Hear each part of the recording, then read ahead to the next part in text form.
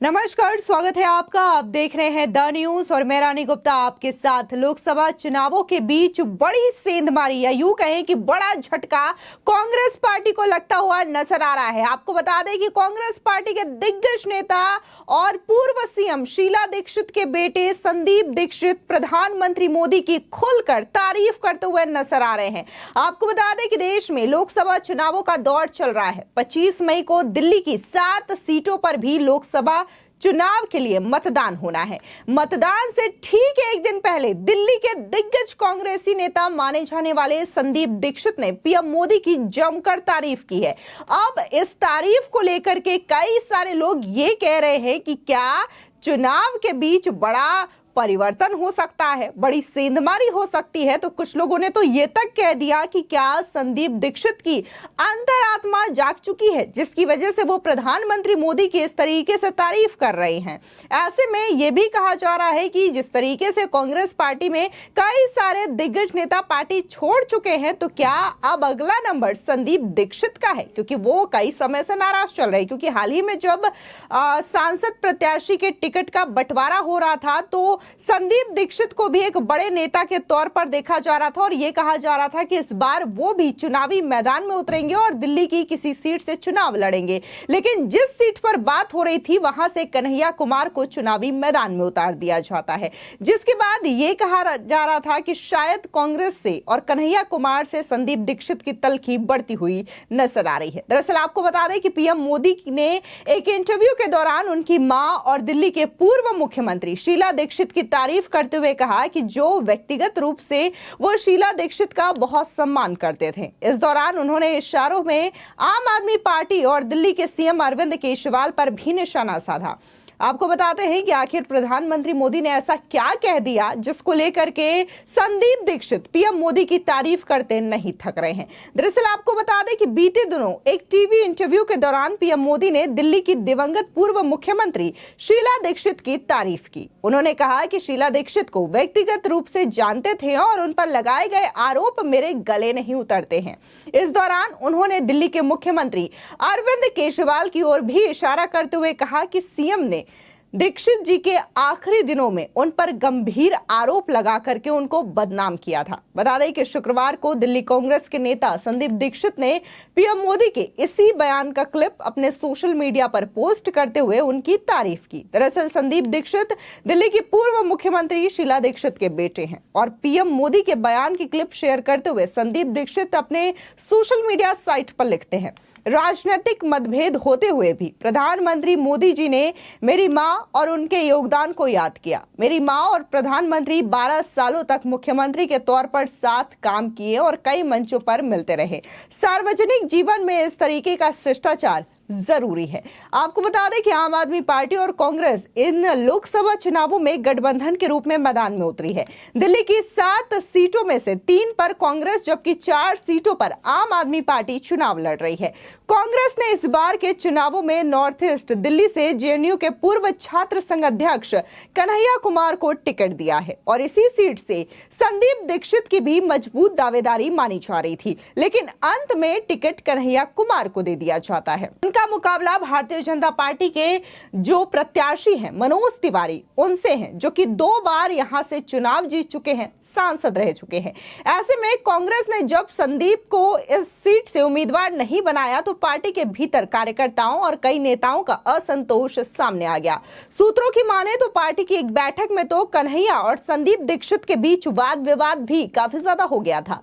संदीप ने कन्हैया को इस बैठक में बाहरी तक करार दे दिया था, जबकि कन्हैया ने तब संदीप दीक्षित को यह कहा था कि आप बीजेपी की भाषा बोल रहे हैं। हालांकि बाद में इस पूरे प्रकरण से संदीप दीक्षित ये कहकर अनजान बने रहे कि ऐसा कुछ भी नहीं हुआ था।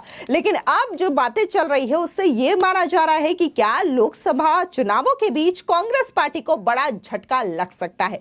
लेकिन आपको बता दें कि 25 मई को चुनाव होने हैं दिल्ली में, लेकिन इससे पहले जो बीजेपी कैंडिडेट है वो इस बात की दावेदारी करते हुए नजर आ रहे हैं कि इस बार भी बीजेपी को पूर्ण बहुमत मिलेगा। इस बीच जो बीजेपी कैंडिडेट है साउथ दिल्ली से रामवीर सिंह बिदूरी, उन्होंने भी बकायदा अपनी सीट को लेकर के और प्रधानमंत्री मोदी के नेतृत्व और बीजेपी को लेकर के ये कहा है कि जनता एक बार फिर से अपना भरोसा पीएम मोदी को देगी, बीजेपी को देगी। सुनिए रामवीर सिंह बिदूरी क्या कह रहे हैं। लिया है कि हम मोदी जी को तीसरी बार प्रधानमंत्री बनाएंगे और ये चुनाव जनता ने अपने हाथ में ले लिया है। एक तरफा चुनाव है, मोदी जी को तीसरी बार दिल्ली के लोग प्रधानमंत्री बनाना चाहते हैं, वो बनाने जा रहे हैं। मैंने बार बार कहा है कि 2019 में भारतीय जनता पार्टी के उम्मीदवारों को 57% से लेकर 60% वोट पड़ा। इस बार मोदी जी की लीडरशिप में भारतीय जनता पार्टी के उम्मीदवारों को दिल्ली में 70% से ज्यादा वोट पड़ने वाला है।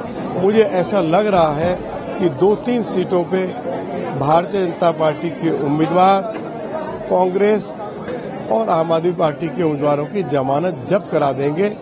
मोदी जी के प्रति कमाल का लोगों के मन में सम्मान, आदर और बस इंतजार कर रहे हैं कि 25 तारीख आए, हम भारतीय जनता पार्टी को वोट देकर मोदी जी को इस देश का तीसरी बार प्रधानमंत्री बनाएं। सर, जिस तरह से बताया कि इलेक्शन कमीशन को आप लोगों ने एक नोटिफाई भी किया है कि कल हो सकता है बिजली काट दी जाए लंबे टाइम के लिए और पानी की जो दिक्कत है वो भी बढ़ सकती है ताकि जो है वोटिंग में रुकावट आए, इसको कैसे देखते हैं? देखिए, इसके बारे में इलेक्शन कमीशन को सूचित कर दिया गया है और दिल्ली के ऑनरेबल लेफ्टिनेंट गवर्नर से भी आग्रह किया है कि जिस तरह की साजिश करने की शिकायतें आ रही हैं, इनके ऊपर विशेष ध्यान देने की आवश्यकता है और जो लोग भी ऐसी घटनाओं में सम्मिलित पाए जाएं, उनके खिलाफ कड़ी से कड़ी कार्रवाई हो और पूरे सिस्टम को अलर्ट रहने की आवश्यकता है।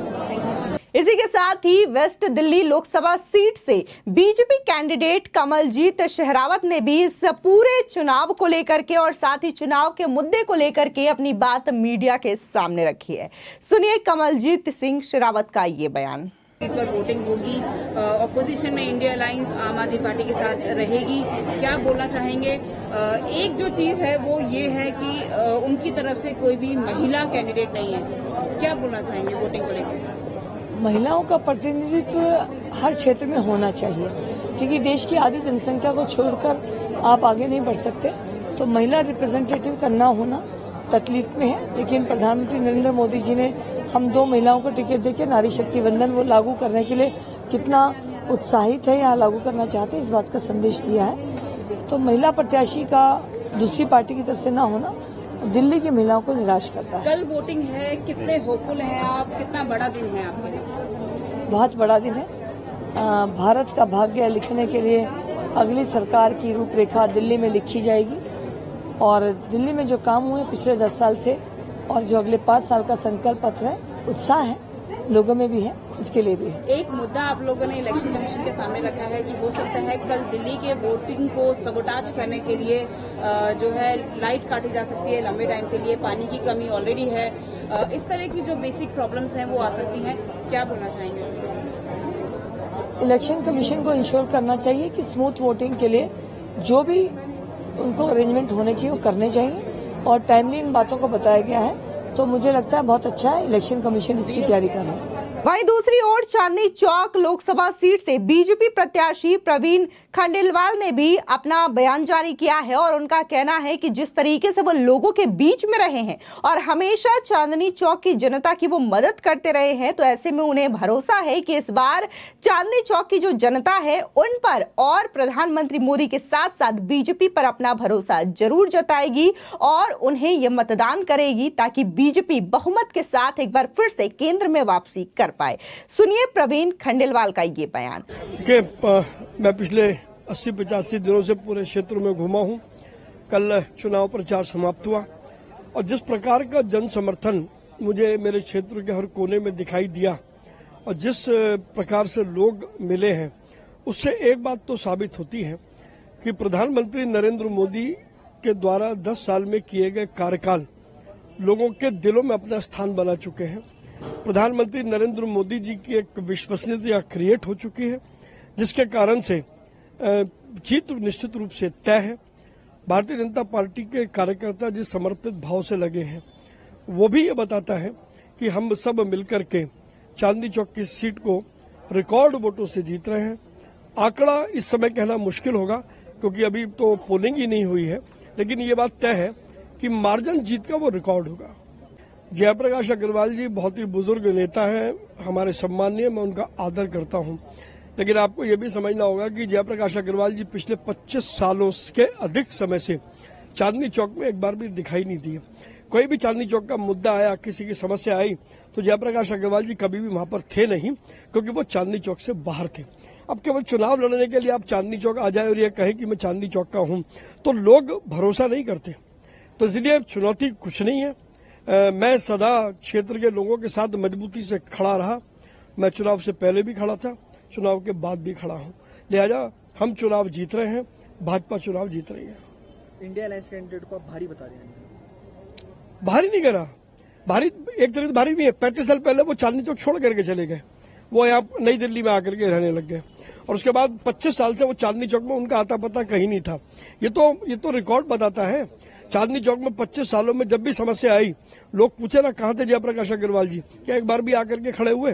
तो इसलिए वो भारी माने जाएंगे, क्योंकि 25 सालों से वो चांदनी चौक में थे ही नहीं। इस मामले पर हमारे प्रधानमंत्री नरेंद्र मोदी जी ने बहुत स्पष्ट कर दिया है, और उससे अधिक मुझे कहने की आवश्यकता नहीं, क्योंकि प्रधानमंत्री जी का स्टेटमेंट है वो बिल्कुल साफ है।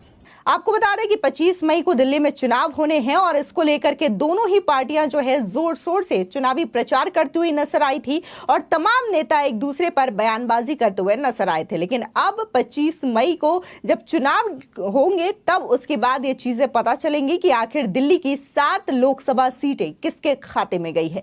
फिलहाल इस पूरे मामले को लेकर के आपकी क्या राय है, हमारे कॉमेंट सेक्शन में जरूर बताएं। धन्यवाद।